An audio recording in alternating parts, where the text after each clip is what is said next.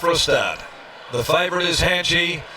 Off on their racing, Play That Funky Music was the first to hit the ground. Universal Flair takes it on for the lead though.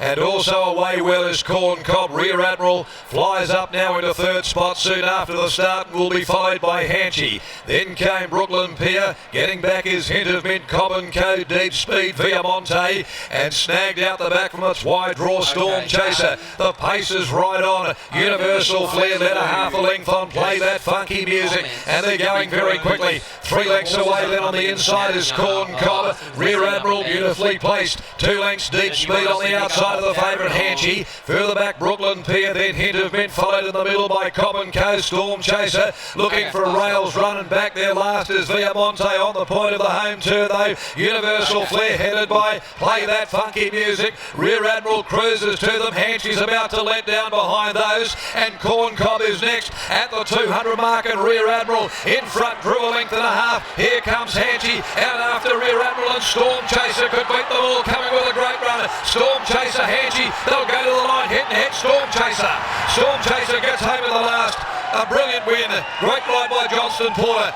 Beat Hanchy for third. Viamonte from the clouds at Rear Admiral and Hint of Mint. In behind them came Corn Cob, Cobb and Co, Brooklyn Pier. Play That Funky Music, Deep Speed, and weakening right out of it, the horse that set the pace up there in front, Universal Flair. Well, brilliant ride in the cup to get beaten a nose. Brilliant ride in the last to win.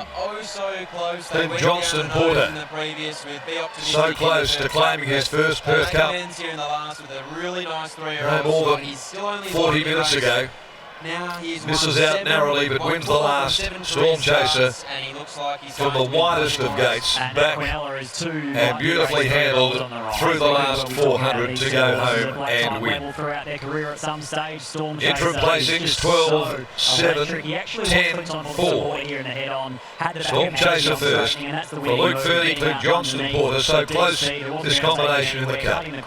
Beats home 7 Hanchy, Chris Palmer, and third number 10 Rear Admiral Jordan Turner, fourth number 4 Hint of Mint in front of Corn Cob. Storm Chaser, emerging 3-year-old by impending from Jansky, owned by Luke Fernie, T. Allen, Yarradale, Mdella and Johnson, P. Flay, S. York, J. McCavanagh, A. Shapiro, G. and Mrs. S. Dorr. He's now on 4 of 7. He's run 1:11.13.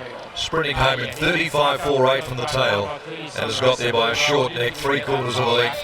Second and third, really confident ride, an assured ride by Clint Johnston Porter to pick his way through the field.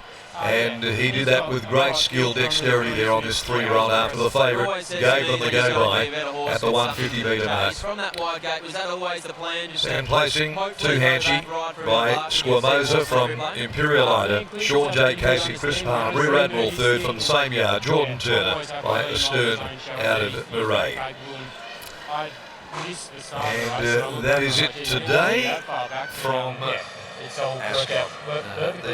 Now be optimistic, she's come such a long way in a short period of time. You must be proud, but I guess a little bit flat about that result in the Perth Cup. Oh, yeah, flattening of course, but she's done an amazing job. I mean, we were in Geraldton 2 years ago with her trying to win a Class 1, and yeah, she's run second in the Perth Cup today, so it's obviously a very big feather in her cap. She's done a great job, my staff done a great job. Yeah, the support team around have been fantastic, and yeah, she's got bigger and better things to attack later on. Nice way to finish the day, well done here. Thanks, mate. There's Luke Fernie after the win of Storm Chaser, Scott, and that rounds out what has been such a wonderful day here at Ascot, highlighted by that fantastic win of Casino 17 in the Tap Touch Perth Cup. I think it's something that we can start to look forward to over the next 3-4 years. We're already seeing it here in the West. But that last race is Clint Johnston Porter chasing down Chris Palmer. In the previous race, Clint Johnston Porter chasing down William Pike. They are becoming the 3 big names here in the West in the jockey ranks, and it just becomes such an exciting proposition to come here, because you know that we're always going to pay a bit of a Pike tax in terms as punters, because his rides are understandably shorter than maybe what they should be. But it's not the same tax on Johnston Porter, and it's not the same for a tax that we pay on Chris Parnham, so you can follow those 3 jockeys wherever they go. As I said earlier on the coverage, I know the Pinnacles only goes for 5 weeks, but the Perth Cup is an extension, and what a great 7 weeks it's been. Yeah, exactly. It couldn't have been any better than what we got. The Damien Oliver Gold Rush Day was the pinnacle of what I've been to on a race course. This is probably the best crowd we've had all carnival. And what they've just done is thrown out about 500 free stubby holders that say Tab Touch the Quokka. So we're starting to get ready for the April return of probably Overpass versus Amelia's Jewel. And we absolutely can't wait, but that's all we have time for here at Ascot. Good night from us from now. Casino 17, congratulations to Grant, Alana Williams and William Pike for the result.